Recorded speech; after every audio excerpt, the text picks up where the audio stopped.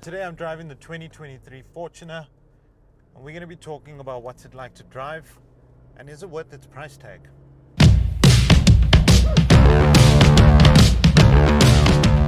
Welcome back to the AutoAdvisorza channel. I'm Murali, and today we're driving the 2023 Toyota Fortuner 2.8 GD6 VX 4x4. So let's jump straight into it. What's new on the 2023 Toyota Fortuner? Let's start up front, and immediately you'll see on the exterior these new headlamps which look absolutely great. You also notice the new grille, new bumper with these black accents around them. In addition, you also get 18-inch rims, which give the vehicle a far more aggressive look, and I quite like that. The rear, you get some pretty cool lights. Now these are sequential, meaning the indicator will run from left to right.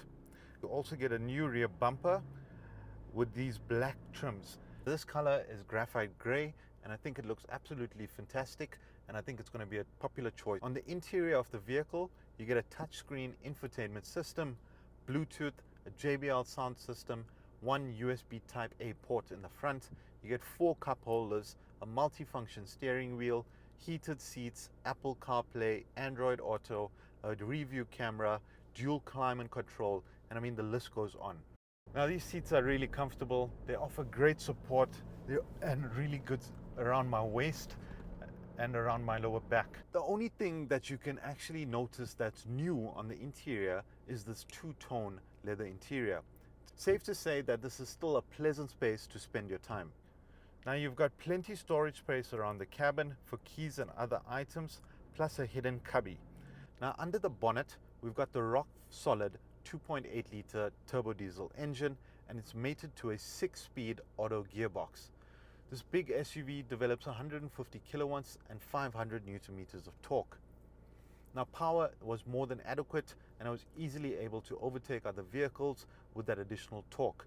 That extra torque is also very useful when you're towing, and the Fortuner has a 3.3 ton towing capacity. Fuel consumption has been hovering at about 8.8 liters, which I felt was quite impressive. You also get 3 drive modes to fine-tune some of the engine settings. Now this being the 4x4 derivative, you get full 4x4 capability with a diff lock as well as hill descent. The vehicle also has a ground clearance of 279 millimeters, making it exceptionally easy to drive for its size. Now from a safety perspective, the vehicle has 7 airbags, including curtain airbags, which protects all 3 rows of occupants. This vehicle also includes the Toyota Safety Sense system, which includes lane keep assist, blind spot monitoring, rear cross traffic alert, and active cruise control. So in the back seats, it's pretty comfortable.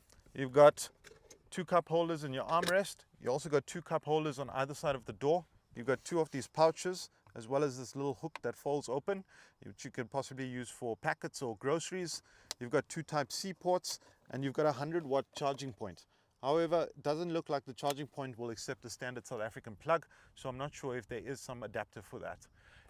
At the top, you've got your air vents as well as your aircon control, and in the 3rd row of seats, you've also got air vents, which is also useful if there is additional passengers. This is what a 7-seater configuration looks like. You can see with all 3 rows up, you've got about 200 liters of boot space available.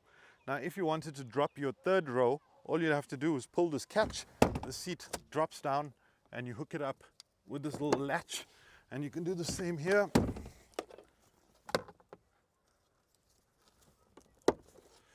So now this 3rd row of seats is upright, and you basically got 716 liters of boot space available. If you wanted to take it a step further, you could drop the 2nd row of seats, and that would open up 1,080 liters of boot space. Now the boot also comes with an electric tailgate. So what's it like to drive? I mean, it's quite refined. It does still have a bit of a bucky vibe, but that's nothing really to complain about.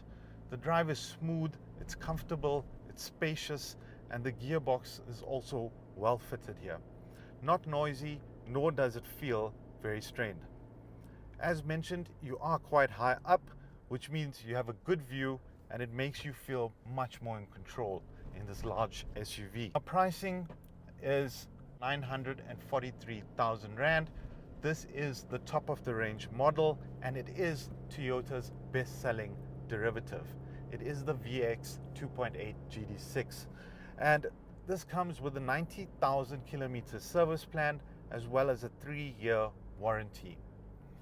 Now you can get into the range for 673,000 Rand, but you'll have to opt for the 2.4 liter GD6 manual. And I think you'd rather opt for the 2.8 if you can stretch your budget a bit. Now, it's easy for me to see why this is such a common vehicle in SA. It really just does its job exceptionally well.